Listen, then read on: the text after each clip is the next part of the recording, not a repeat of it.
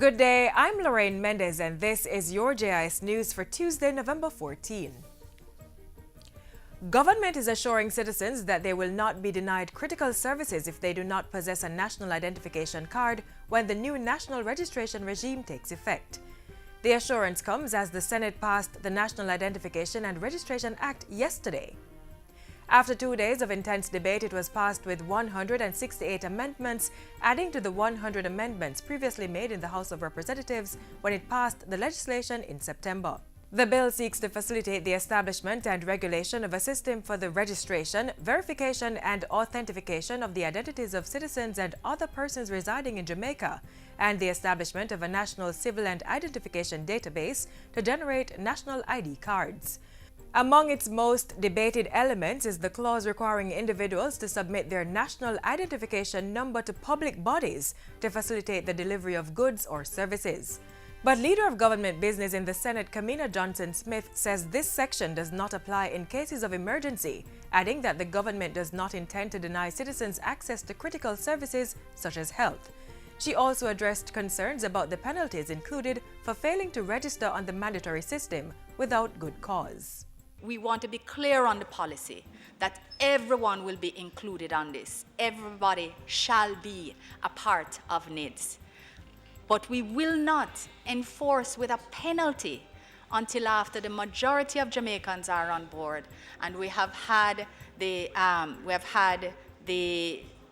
benefit of the parallel education process. Having been passed with amendments in the Senate, the bill will now return to the House of Representatives for final review before it's passed into law. In the meantime, Senator Johnson-Smith says government intends to intensify its public education program on the National Identification System. Meanwhile, Prime Minister Andrew Holness is asserting that the National Identification and Registration Act is a critical anti-corruption tool. The Prime Minister says the new ID system will bring about transparency by establishing, verifying and certifying the identity of persons in the society. It allows corrupt persons to escape accountability if you can't identify who. It creates an ecosystem of informality, permissiveness, and dark corners in which corruption hides and thrives. So if we are not serious about identifying people, then we can't really be saying that we are serious about tackling corruption. Prime Minister Holness was speaking on Sunday during a certification ceremony for 434 Integrity Ambassadors. The program gives participants integrity-focused and anti-corruption leadership training through a partnership of the National Integrity Action, the Council for Voluntary Social Services, and the USAID. Over 300 officials are expected for the 6th International Monetary Fund IMF High-Level Caribbean Forum. This is scheduled to take place on November 16 and 17 at the Jamaica Pegasus Hotel under the theme Unleashing Growth and Strengthening Resilience in the Caribbean.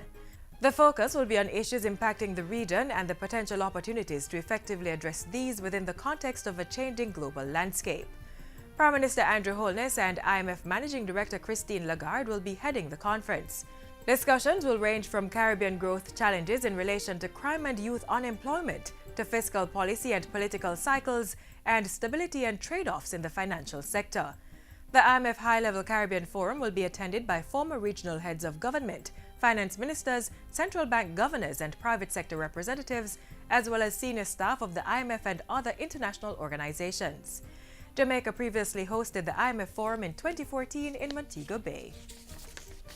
And finally, the public is being urged to take greater responsibility in the use of antibiotics to prevent the further occurrence of antimicrobial resistance, AMR.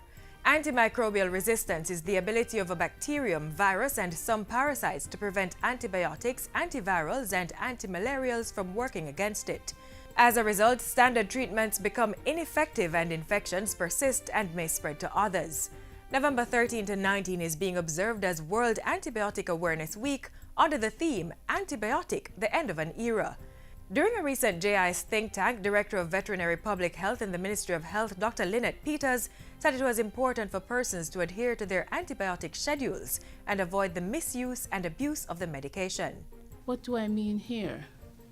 There are lots of times when we even go to physicians and we tell them, please prescribe us antibiotic. I need some antibiotic.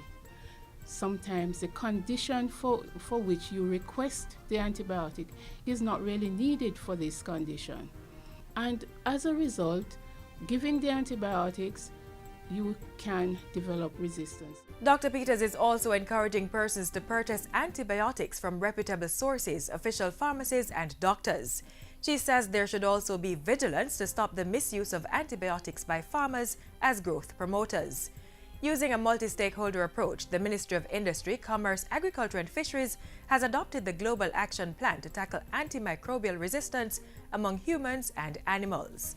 And that's it for JIS News Today. I'm Lorraine Mendez. Thanks for watching.